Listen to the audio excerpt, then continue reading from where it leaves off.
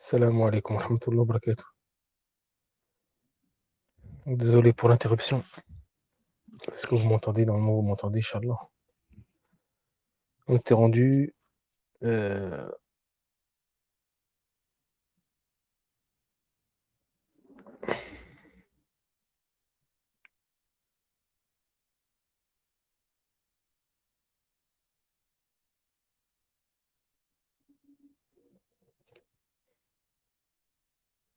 donc, on a évoqué l'ordre, les trois cas. Donc, on a dit que entre deux prières dont leur temps, euh, entre deux prières qui peuvent être associées dans un même temps, donc qui peuvent être regroupées, comme par exemple le Dhuhr et l'Asr ou bien le Maghrib et l'Isha, on a dit qu'ici, il est obligatoire de respecter l'ordre entre elles. Admettons que là, comme on a dit, si par exemple la prière actuelle est l'Asr, la prière de la personne actuelle, à ce moment-là, c'est l'Asr, et qu'il n'a pas prié le Dhuhr.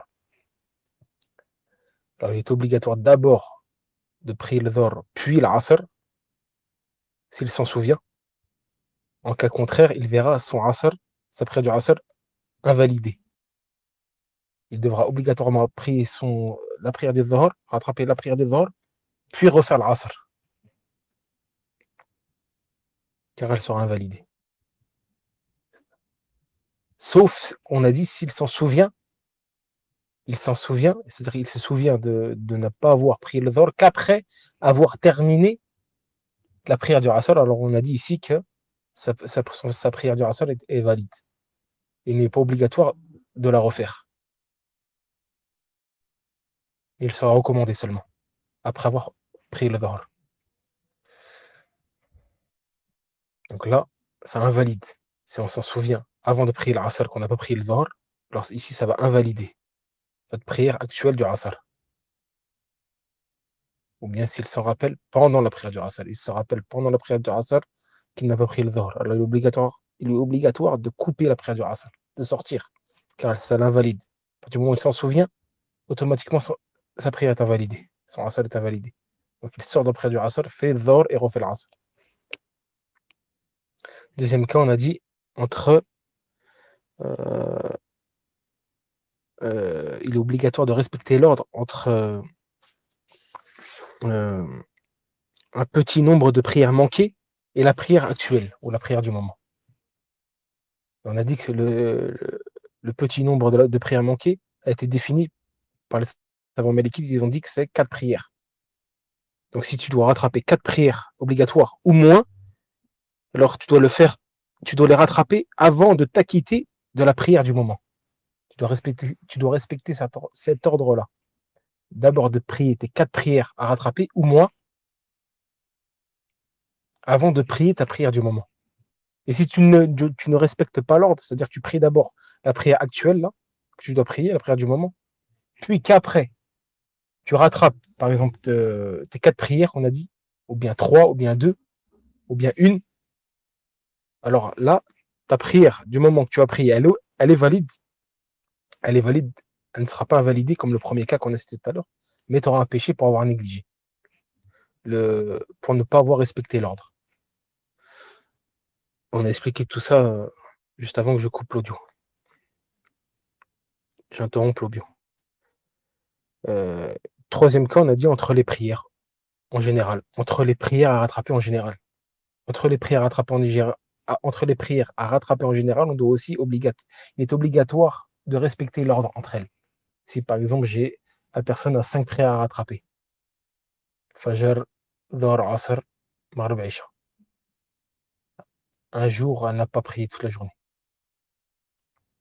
Elle veut les rattraper, alors il est obligatoire de respecter l'ordre entre elles.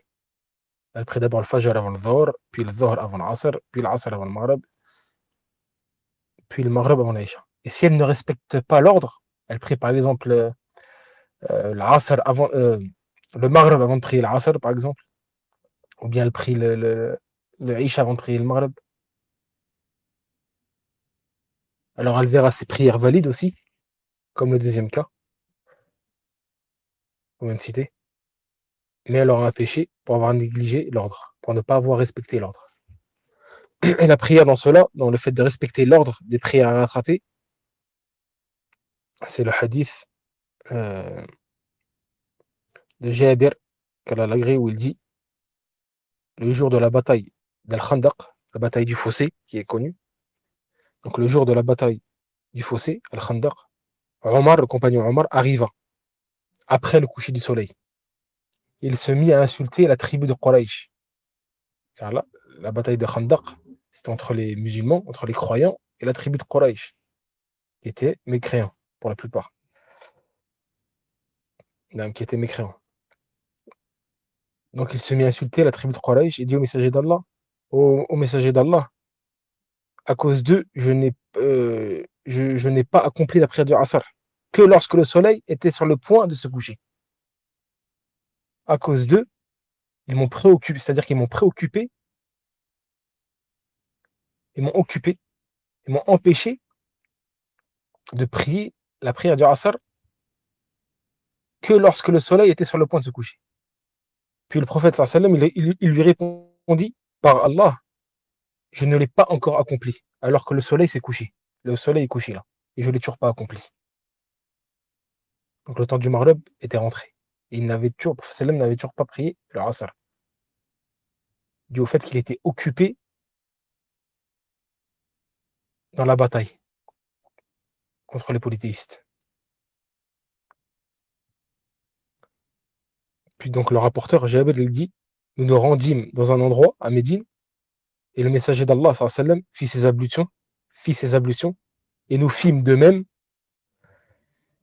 Puis le prophète sallam accomplit l'Asr après le coucher du soleil, et la fit suivre de la prière du Maghrib.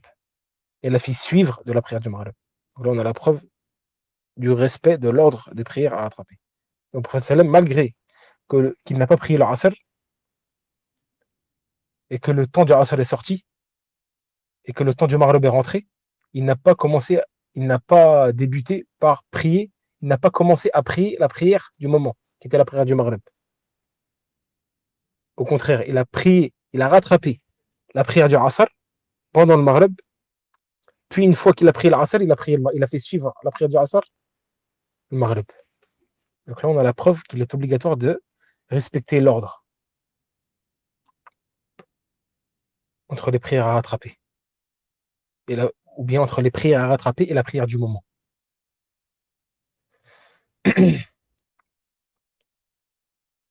Non.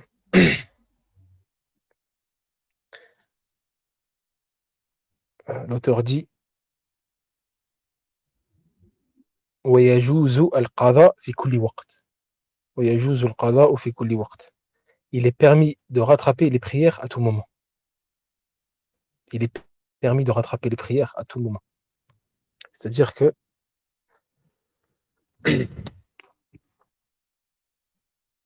à tout moment du jour et de la nuit, on peut rattraper ses prières. À n'importe quel moment, on rattrape ses prières. Même à l'heure du coucher du soleil, ou bien au moment où il se lève. Car on avait dit dans le cours sur les temps des prières, on avait dit qu'il y a aussi des temps où il est interdit de prier.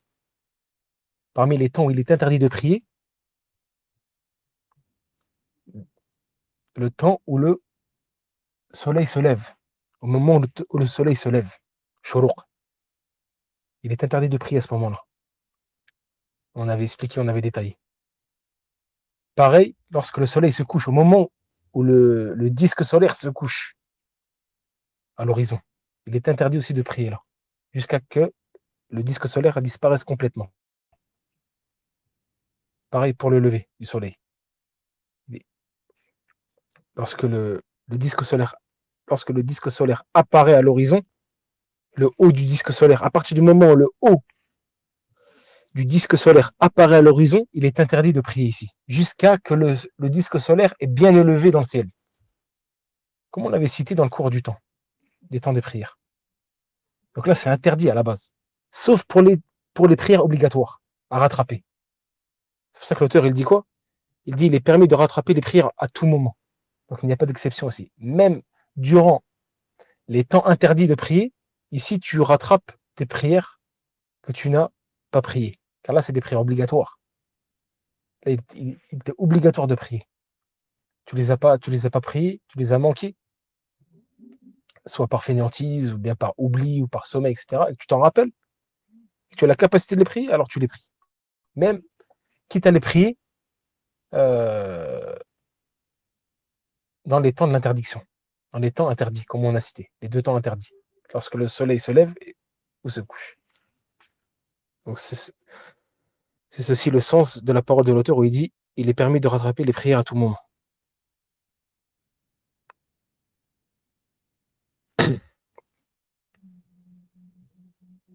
Aussi, il y a un point à préciser, ça c'est on est sûr de les avoir manqués.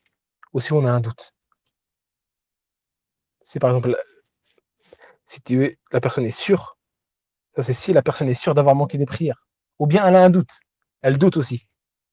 Elle doute elle se dit par exemple, est-ce que j'ai prié le Dhuhr ou pas? Est-ce que j'ai prié l'Asr ou pas? Elle doute, elle ne sait plus. La personne ne sait plus si elle a prié la prière. Du Asr par exemple, ou bien du Dhuhr, ou bien du Maghrib. Elle doute. Alors à partir du moment où tu doutes, tu rattrapes. Par exemple, prié la, tu doutes d'avoir prié la prière du Maghrib et le temps du Isha est arrivé. Il a fait l'adhan du Isha. Et tu dis au fait, est-ce que j'ai prié le Maghrib ou pas? J'ai oublié, j'ai un trou. Tu doutes, tu as un doute. Alors ici, tu pries le Maghrib. Et ensuite la Isha. Par contre, si c'est une simple illusion, ou bien un waswas, une suggestion, c'est-à-dire un waswas, ou bien une simple illusion, alors non. Ici, il n'est ni obligatoire ni recommandé de prier, de la rattraper. Les savants ils disent. C'est si tu es sûr d'avoir manqué une prière, ou bien tu as un doute. Tu es à 50-50. C'est ça le doute, 50-50. Ou bien tu as un fort doute, une présomption. Un fort doute, c'est-à-dire que tu es à 75%, 80%, 90%, 65%, 60%. Ça, c'est une présomption, c'est un fort doute. Ou bien tu as un doute, 50-50. Tu es partagé. Alors ici, tu l'as pris. Tu pries la prière. Et si c'est une simple illusion ou un waswas, c'est-à-dire en décade de 50%, 40%, 30%, 20%, ça, c'est une illusion, on appelle ça. Alors ici, tu ne prêtes pas attention à cela. Il n'est ni obligatoire ni recommandé de le prier, de rattraper cette prière-là. Pour une simple illusion ou bien un waswas.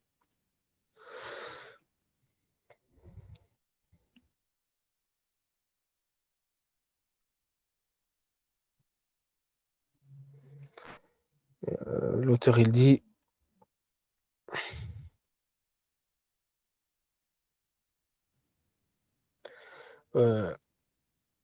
ولا يتنفل من عليه القضاء ولا يصلي الضحى ولا قيام رمضان ولا يجوز له إلا الشفع والوتر والفجر والعيدان والخسوف والاستسقاء.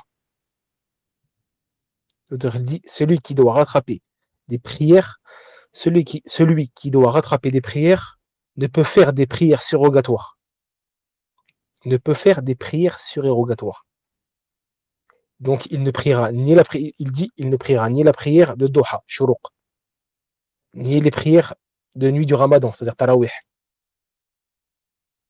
Ni le prier, il a le droit de prier les prières surrogatoires.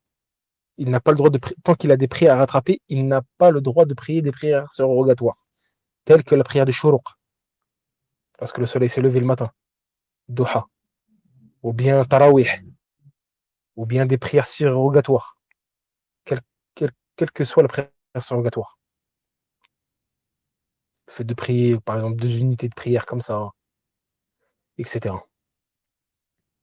L'auteur, il dit, il peut toutefois prier al-shafa ou al-witr et les sunnas du fajr, les 2 unités recommandées juste avant la prière obligatoire du fajr. Il pourra la prier.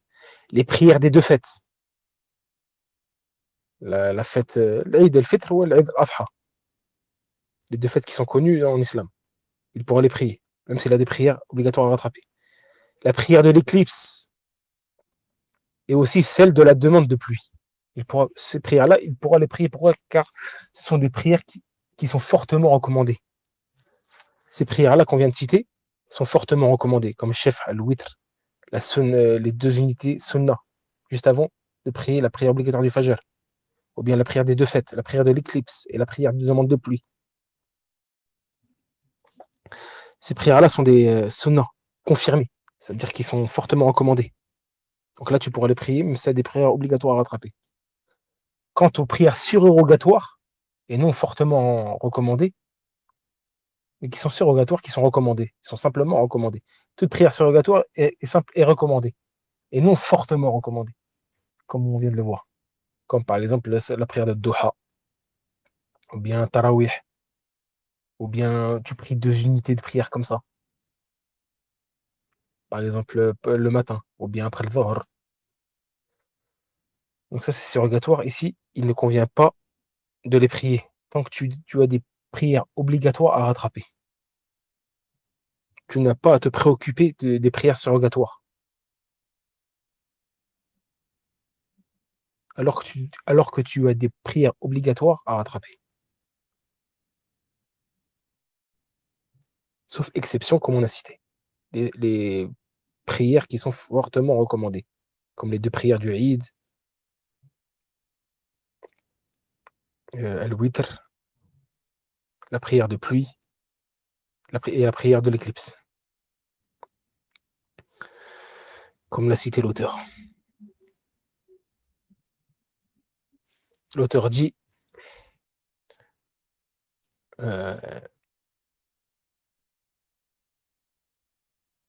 ويجوز لمن عليهم القضاء أن يصلوا جماعة إذا استوت صلاتهم. Il dit il est permis de rattraper une prière en groupe si la prière est similaire. Il est permis à ceux qui doivent acquitter une prière obligatoire en dehors de son temps légal de prier en groupe dès lors qu'ils doivent tous rattraper la même prière obligatoire. Tu peux la prier. Si tu as une prière à rattraper, tu as une prière à rattraper, et que tu es avec d'autres personnes qui ont la même prière à rattraper, alors il est permis de prier en groupe ici. À partir du moment où vous avez la même prière à rattraper.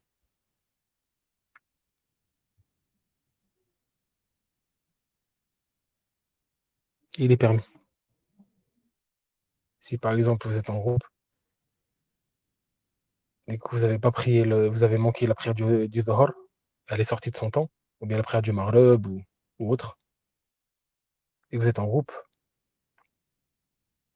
alors il vous est permis de rattraper cette prière en groupe avec l'imam, de mettre une personne qui dirige la prière, et vous priez derrière lui. Condition que justement celui qui dirige la prière a la même situation que vous, de rattraper la même prière que vous. Ceci est permis de rattraper la prière de rattraper une prière manquée en groupe. L'auteur dit ومن نسي عدد ما عليه من القضاء صلى عددا لا يبقى معه شك. L'auteur dit, il finit ce chapitre en disant celui qui oublie le nombre de prières omises qu'il doit rattraper est tenu d'en faire un nombre tel qu'il ne reste aucun doute sur l'acquittement de sa dette. Celui qui oublie le nombre de prières oubliées qu'il doit rattraper est tenu d'en faire un nombre tel qu'il ne laisse aucun doute sur l'acquittement de sa dette envers Allah. Là, c'est pour celui qui a un doute dans le nombre de prières à rattraper. Il ne sait plus s'il doit rattraper 5 prières ou 4 prières, 10 prières ou 12 prières. Il a un doute. 20 prières ou 25 prières. Il est dans le doute. Donc il accomplira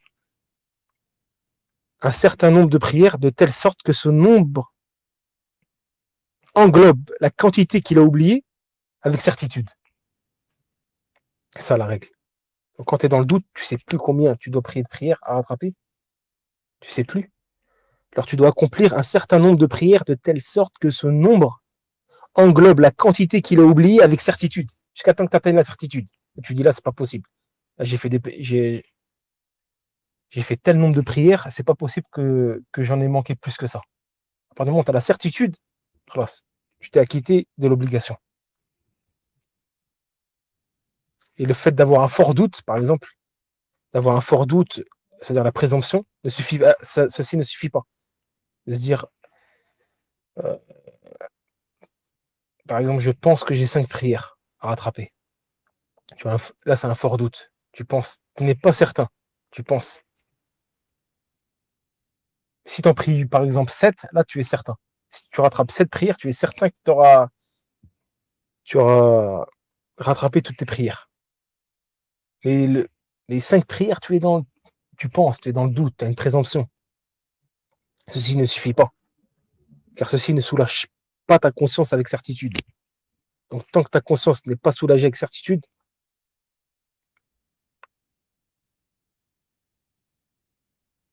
alors ceci ne suffit pas.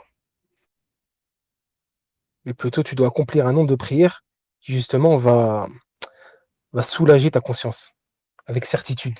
Tu vois, la certitude que tu n'as plus de prières à rattraper. Par exemple, tu doutes entre 5 et 7, tu fais 7.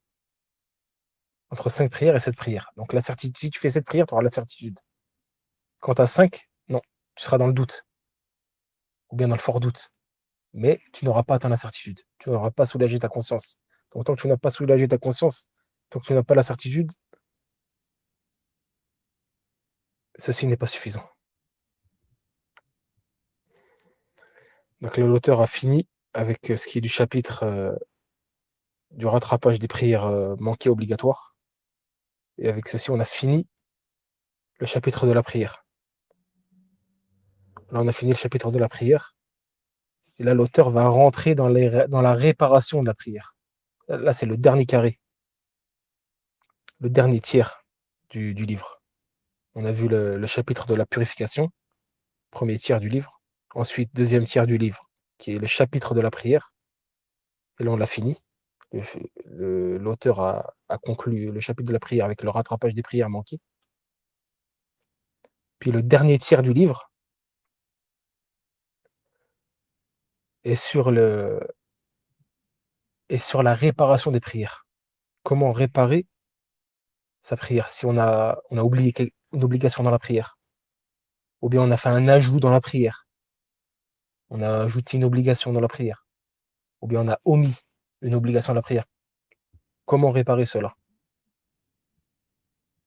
Donc là, prochain cours, Inch'Allah, on va entamer ce chapitre-là, ce dernier tiers-là, qui est sur comment réparer sa prière. Comment réparer sa prière. Et ceci jusqu'à la fin du livre. Wallahu a'lam. Wa sallallahu ala nabiyyina Muhammad.